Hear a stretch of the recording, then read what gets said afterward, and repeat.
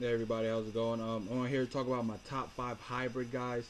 Now, when I talk about hybrid, I mean a player who can play basically the 34 outside rush backer, or he could put his hand in the ground and be a 4-3 end. So basically, they're a lot more schemed, versatile and they can play end in some schemes, or they can also be a guy who can stand up, get in the 2 point stance, play outside, or he's that guy that you can spin him down and put his hand in the ground. So I've been flip flopping him on my number one and number two guys. Um, but I'm gonna stick with my number one guy from the beginning. I'm gonna go with Courtney Upshaw from University of Alabama. You put on the tape against the LSU game against the national title. He's had one of the most greatest performances I've ever seen from a defensive play. The way he affected that game all the way around, and he's been like that all season. Every time you look, you pop on the tape against Penn State, against LSU the first time where they played them, against Florida. He's just always making plays on the field, and I really like this kid a lot.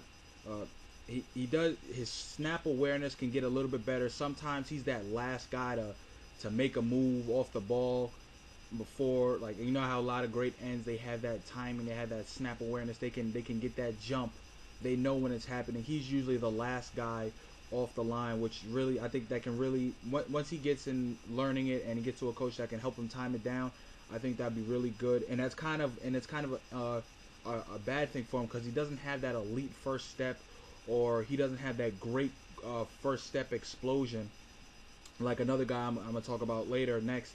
Uh, but just not being able to do that and have that, sometimes he can get caught. But the fact that he's very strong against the run, I think he's one of the best run stoppers when it comes to a guy who can play the end position or outside linebacker position. He's strong as can be. A guy that, even though he's short, he's very good at shedding blocks. He uses his hands very well. Uses his quick hands. He's a guy that when you look on film, he never takes a play off. He has one of the best motors in all of this, in this whole draft, out of all the defensive players. He keeps going. He keeps going. He makes plays. He tries to make a play.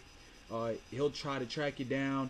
If he's on one side of the field, he'll try to do his best to get around and just make plays. And he's a guy that I really like a lot. And I think that any team that gets him, like I said, he's scheme versatile. You can put him down at a 4-3 and you can keep him there. He is a little short if you want to make him a 4-3 end, but like I said, that he's just really strong, and he's just stuck in a small body when it comes to height wise. My number two guy is Melvin Ingram from South Carolina. Uh, Other opposite of Courtney Upshaw, he has an explosive first step. He's the most versatile defensive player in this draft, in my opinion. You can make him a 34 outside linebacker. Where you could look at his size and he looks a little. He's squatty. He's built. He's really built real strong and stocky. But he's a guy who kind of reminds you of Lamar Woodley, of a guy who can still flip. I think he can flip his hips. He has good fluidity in his hips to flip out and cover guys. He's very diverse. Like I said, you can make him an end in a 4-3 scheme. You can make him an outside linebacker. You could also, in a 4-3, if you want to have like a quote unquote NASCAR look, you can spin him down into the three technique spot, and he'll become a guy who's a one gap penetrator in a pass rusher situation, and on third downs or third and longs or passing downs, where he's a guy that he can split that guard and center all day long, and he'll cause havoc, being an inside rusher as well as being an outside rusher. He's a guy that I really like a lot at that spot. He needs to work on his hands a little bit more. He has a very good swim move that I like, but I think he just needs to, his technique needs to get a little better. His footwork sometimes, and especially his hands, how he uses his hands. But that's something that all young players go through that come out of college. They're really not great technicians with their hands, so that's one thing he can work on. My number three guy is Nick Perry from USC. I love this kid. I think this guy has the potential to end up being the best player out of all the hybrids. He has an elite first step. I think that his first step is really elite for his size. 6'5", 274. His size, he moves extremely well. he needs to work on his technique as well too, especially if he's going to be an outside guy. But for his athleticism purposes, he is a great athlete and has one of the most fluent hips I've seen out of a big guy who's 6'5", 270. He's a guy that can go outside and he can guard a tight end or a running back coming out the backfield. Or he can flip his and he can get depth in his pass drop. He's that special of an athlete that I really like a lot.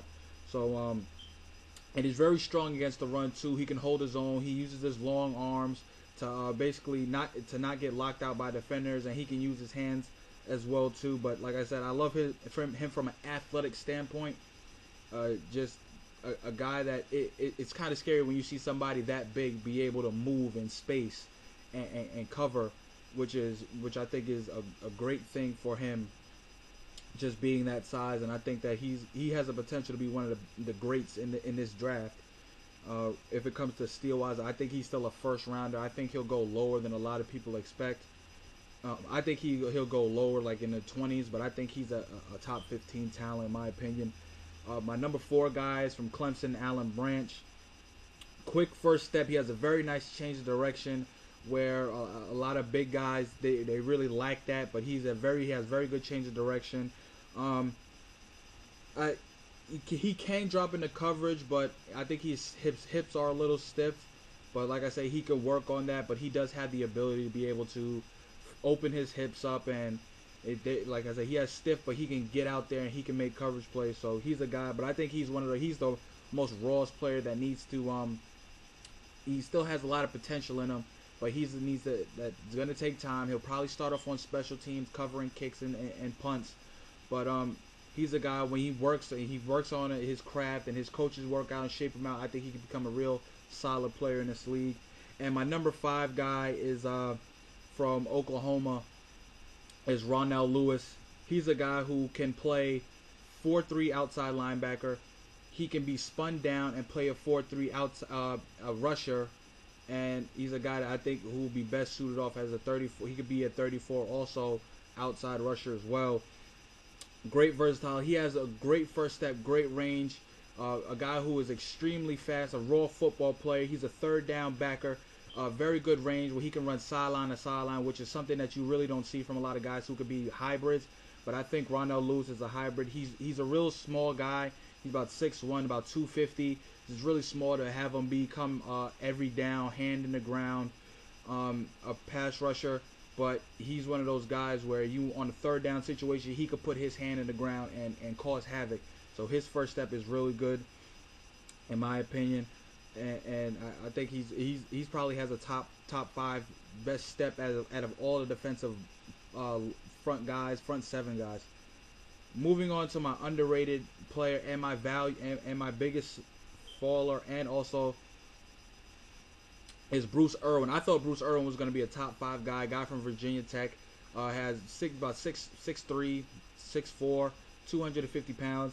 A guy who I think doesn't have the greatest hips, but he's a solid tackler, and he's a guy that has a good first step. So I think he could be a guy, and probably in the later rounds, probably a second or a third round. Maybe he slips into the 4s. I don't think so. He will, but he's a guy that he can develop into a pass rusher, a very good solid pass rusher. Also that he can play his special teams. I think he'll start off his special teams and be a special team stud. He'll throw his body around there a lot, so I like that about him. And my sleeper is Cam Johnson from Virginia. I think he's a guy where he's a tweener, but he's a very good athlete. He's a great athlete in my opinion. He played tight end. He's learning. He's kind of learning. He was in between. He played 34 outside linebacker 2 years ago when Al Groh was the defensive coordinator at Virginia. And then last year he spun down, put his hand in the ground. So as you can see that he's a guy that's really raw and still learning the position. But if he gets coached up, he's very good against the run. Strong kid. But like I said, he's a very good athlete. So I know he can open his hips up and cover in space. But we have to work on his first step. And his motor sometimes is in question, and he does have durability issues. But he's a guy that can be a sleeper, start off on special teams. So my top 5 is Courtney Upshaw, Melvin Ingram, Nick Perry, Alan Branch, and Ronell Lewis. Let me know who you guys like. Do you think Melvin Ingram is better than Courtney Upshaw? who's your sleeper pick, who's your biggest faller, and I'll talk to you guys later. Thanks.